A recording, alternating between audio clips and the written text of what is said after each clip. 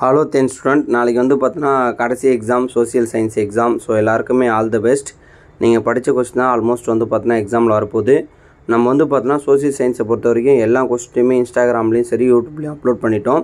So கடைசியாக எப்படி social science எக்ஸாமில் சதம் அடிக்கணும் அப்படின்ற ஒரு ப்ராப்பரான ஒரு பிளான் தான். ஸோ எப்போவுமே உயர்ந்த எண்ணங்களும் உயர்ந்த குறிக்கோளும் தான் வெற்றியின் முதல் படி. ஓகேங்களா?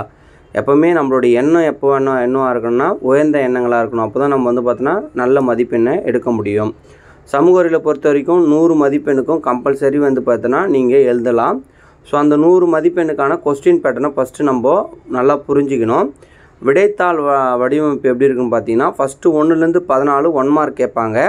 அதில் புக் பேக்லேருந்து கம்பல்சரி வந்து பார்த்தோன்னா 10லேருந்து 11 வந்துடும். 3 தான் வந்து பார்த்தோன்னா இன்டீரியர் கொஸ்டினாக இருக்கும். அப்புறம் பார்ட் 2ல் 2 மார்க்ஸ் வந்து பார்த்தோன்னா 15லேருந்து 28 கேட்பாங்க. 10 கொஸ்டின் நம்ம எழுதணும்.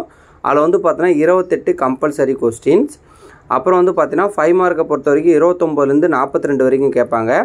அதில் வந்து பார்த்தீங்கன்னா உங்களுக்கு 29, அதாவது ஃபில்லிங் த பிளாங்க்ஸ் கேட்பாங்க. 30, 31 வந்து பார்த்தோன்னா வரலாறுலேருந்து பொறுத்துக்கு கேட்பாங்க.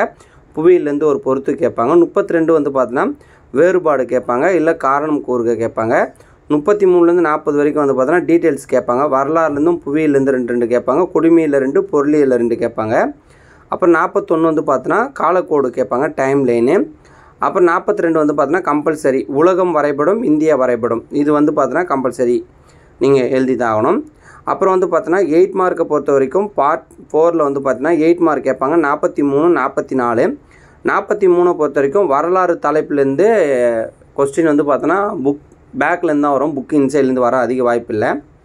அது ஆப்ஷனில் வந்து பார்த்தீங்கன்னா உங்களுக்கு கொஸ்டின் புவியிலேருந்து வர வாய்ப்பு அதிகமாக இருக்குது. அப்புறம் வந்து பார்த்தோன்னா 44 மேப்பு. ஸோ வரைபடம் வந்து பார்த்தோன்னா புவியிலேருந்து இந்திய வரைபடம் கேட்பாங்க, புவியிலேருந்து தமிழ்நாடு வரைபடம். ஸோ எல்லா அவுட்லைனும் ஆல்ரெடி நம்ம கொடுத்துட்டோம்.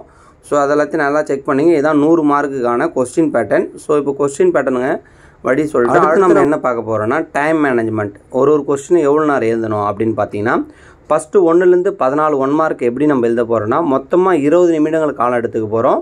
கொஸ்டின் பேப்பர் கொடுத்து 15 நிமிஷம் கொஸ்டினில் என்னென்னலாம் எழுத போகிறோன்னு சொல்லிட்டு டைம் பார்த்துங்க. அடுத்து 20 நிமிஷத்தில் அந்த 1 மார்க்கை கம்ப்ளீட் பண்ண பாருங்கள். அடுத்து வந்து பார்த்தோன்னா 15லேருந்து 28 ஷார்ட் ஆன்சர் 2 மார்க்கு. ஸோ 2 மார்க்கை பொறுத்த வரைக்கும் 40 நிமிடங்கள் எடுத்துங்க. அந்த 40 நிமிடத்தில் தெளிவான ஆன்சரை கொடுங்க. எதையும் ஓவர்ரைட் பண்ணிடாதீங்க. அப்புறம் வந்து பார்த்தோன்னா டீட்டெயிலை பொறுத்த வரைக்கும் குறைஞ்சபட்சம் 1 hour 20 minutes எடுத்துங்க. அதுக்கு மேலே டைம் எடுத்துக்காதீங்க. ஸோ கம்பல்சரி கொஸ்டினுக்கு ஃபஸ்ட்டு ப்ரிஃபரன்ஸ் கொடுத்து கம்ப்ளீட் பண்ண ட்ரை பண்ணுங்கள். ஓகேங்களா? ஓவர்ரைட் பண்ணாமல். அடுத்து வந்து பார்த்தீங்கன்னா உங்களுக்கு 8 மார்க் கொஸ்டின். 8 மார்க் கொஸ்டினை பொறுத்த வரைக்கும் 1க்கு 15 நிமிடங்கள் எடுத்துங்க. மேப்புக்கு வந்து பார்த்தோன்னா 20 நிமிடங்கள் எடுத்துங்க. கடைசி 15 நிமிடங்கள் கொஸ்டினை என்ன தான் எழுதுறீங்கன்னு வெரிஃபிகேஷன் பண்ணிங்க. இதுதான் வந்து பார்த்தோன்னா பப்ளிக் எக்ஸாம் உடைய social science question pattern and time management. இந்த வழியை ஃபாலோ பண்ணால் கண்டிப்பாக நல்ல மார்க்ஸ் ஸ்கோர் பண்ணலாம். All the best.